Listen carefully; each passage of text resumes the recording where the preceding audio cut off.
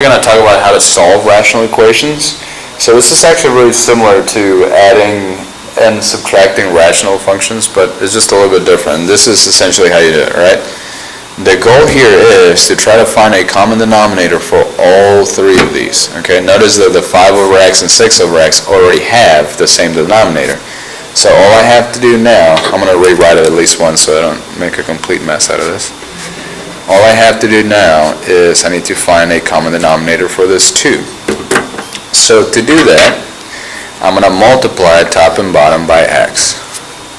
Right, I'm going to multiply top and bottom by x. What I have on the left side, I'm going to get it as one fraction.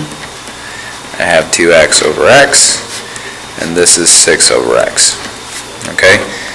Now, what comes next, I'm going to say it once, maybe a couple of times, and after that, I'm not going to necessarily do it all the time, but this is what happens when you're solving a rational equation. When you're solving a rational equation, what happens is, like, I'm trying to get rid of this x. Alright, so this is how you do it.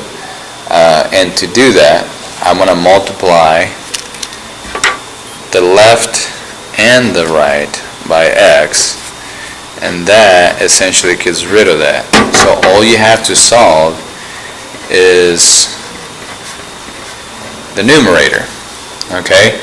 Now once you solve for the numerator, then that essentially is going to give your answer. Now, in general, what ends up happening is that once you get a common denominator on both sides, you can just ignore for the time being the denominator until you get a solution, which you have to plug back in. So I'll show you what I mean. So we're going to just solve this, right? So we're going to subtract 5 from both sides. You get 1, and then if I divide both sides by 2, I get 1/2. Alright, so yes, you probably do need to check your answer, but in general, what I am really checking for is that when I plug this answer back in here, I'm checking to make sure I don't get a 0 in the denominator. Notice that the 1/2 will not give you a 0 in the denominator, so I'm good, assuming you did everything else correctly. Now, you can plug it in and check it, it should work. Alright, let's go on to number 2. On number 2, same idea, I want to get a common denominator for all three of these, alright? And if you remember, when we talked about finding a common denominator, we are going to factor sometimes, right? On this one, I kind of factored this one incorrectly. That should be a +1. Alright, and on this side, I have just 3x plus 1. Please leave a little bit of space over here between the equal sign and this function. And finally, I have -1 over x on this side. Alright, now that I factor that, then it's really easy for me to tell what I'm looking for. Just start off with the left side, look at it. What am I missing here that I have here? Well, I'm missing an x, so I'm going to multiply top and bottom by x. Alright, and then now look at it. Now, notice that these two have the same denominator now. I'm going to write that in parentheses right there. Have the same denominator. So what am I missing here with this x that I have both here and here? I'm missing an x plus 1 here, right? So I'm going to multiply by x plus 1 on the top and on the bottom. Alright, so now I'm going to go ahead and then write the numerator. So I have 3 plus 3x. Notice that I do want one single fraction. Alright, this is going to be -1. Now, I guess I could have probably distributed that, but I didn't. Now here's the idea, one more time. If you want to look at it like this, you can. If you just want to say ignore the denominator, you can. So we're going to cancel the denominator. We're going to end up with just the numerator. So again, but that happens mathematically speaking by multiplying by this. Okay, but you don't necessarily have to write all that. I'm just showing you this one more time because this is probably pretty neat to you. So anyway, what I have to solve for then is this. Notice that I distributed that one. So now I can solve. Okay, let's see. We're going to add the 3, or actually let's subtract the 3. So that's going to give me 3x is equal to -x minus 4. And then now I'm going to add this x to that side. So therefore I have 4x is equal to -4. So now if I divide both sides by 4, I get a -1. Okay, so look at that. -1, alright? So remember, you don't necessarily have to check if the answer is right all the time, although you should, but the one thing you always have to be careful with is if I plug this -1 into either one of these, does it make a 0? Now if I plug it in here, I'm good. If I plug it in here, I get a 0 in the denominator. Remember, what I'm saying is that if I were to plug in a -1 here for x, I would get a 0, and I can't have that. So therefore, this -1 is an extraneous solution, so in this one there is no solution. Okay? Alright, let's go ahead and move on to the back. We have 3 problems in the back. Let's see if we can get through these. Same idea as before, remember, we're going to have to find a common denominator for all of these 3.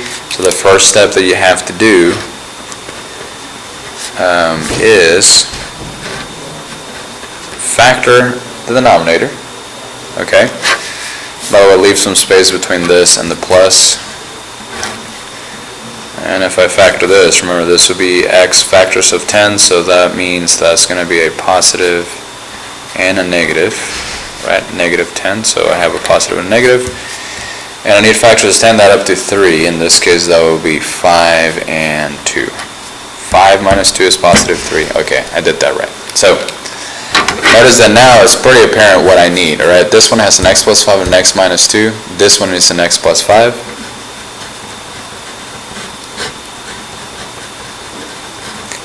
This one right here needs an x plus 5 also. So remember, the goal here is to get one fraction with the same denominator on each side. Alright, so notice if I distribute this, I would get 2x plus 10. And this is equal to, if I distribute this, I get x squared plus 5x plus 6. Okay? Now remember, the denominator doesn't matter. So please don't, you can write the denominator if you want, but it's going to cancel out. Alright, so this is what I got. So the question is, how do I solve that? Now I'm hoping in your mind you thought, okay, I must set this equal to 0. Anytime you have an x squared function, just set it equal to 0 and then factor. So I'm going to subtract the 2x, subtract the 10 from both sides. So this is going to be x squared plus 3x minus 4. That's equal to 0.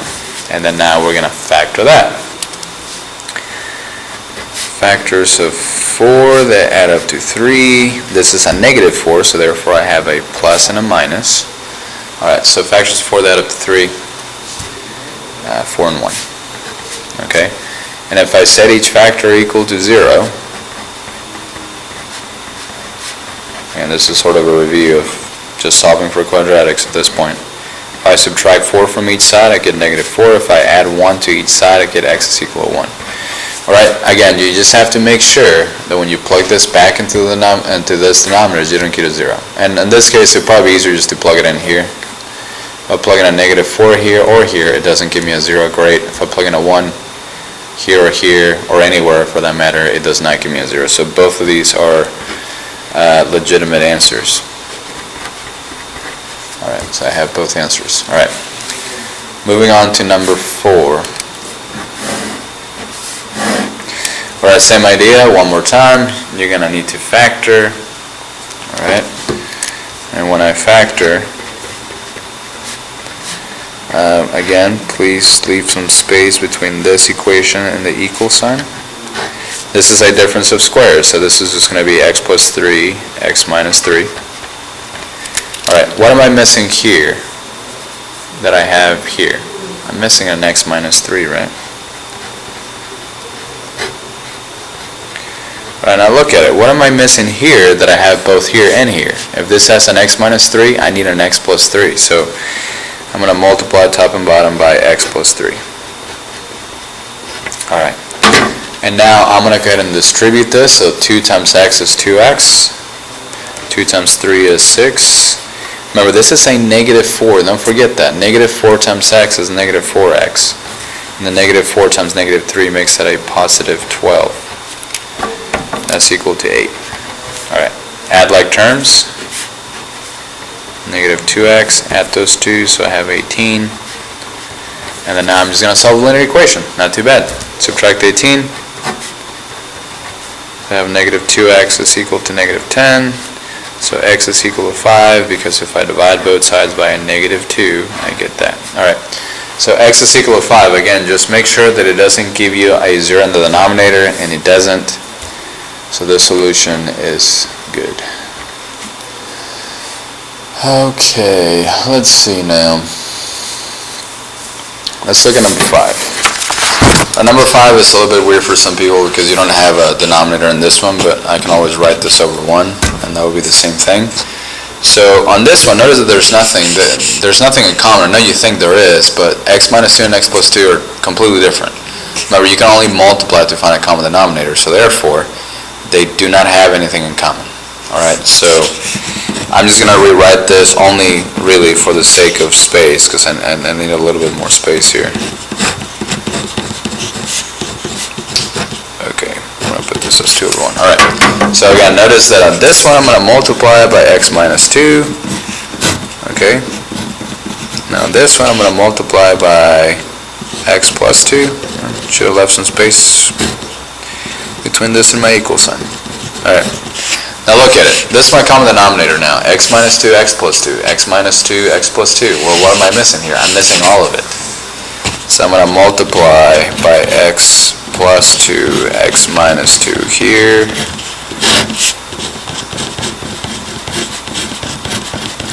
And again, I'm only going to worry about the numerator now. Okay, so I'm going to distribute all of this. So x times x is x squared. X times negative 2 is negative 2x. Now negative 4 times x is negative 4x, and negative 4 times 2 is negative 8.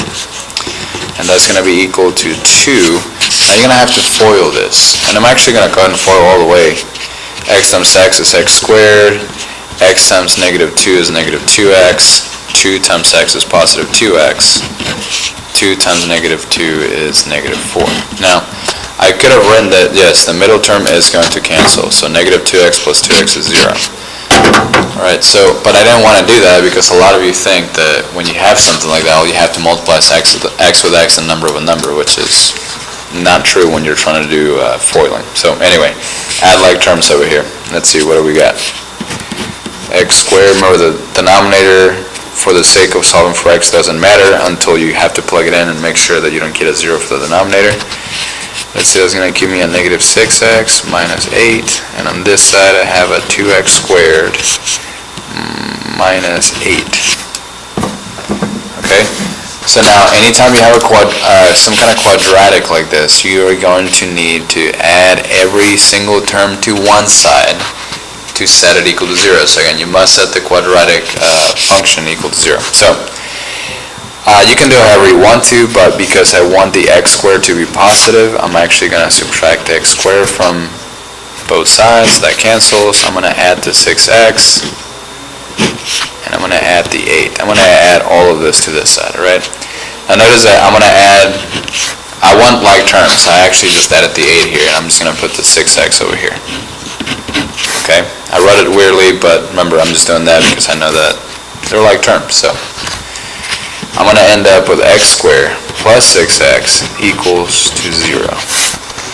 Alright, and then now my job is to try to factor. Remember, always, always, always look for your greatest common factor first, which in this case is x. So I have two answers. Well, let me set both answers equals to 0, and then hopefully you can see what the answers are going to be. This is one answer, and if I subtract 6 from both sides, this is the other answer. Now again, make sure to go back over here to this denominator, make sure it doesn't give you a 0 on the bottom, and in this case, it doesn't. So, I'm pretty much good on that then. This is it. Let's go to solutions.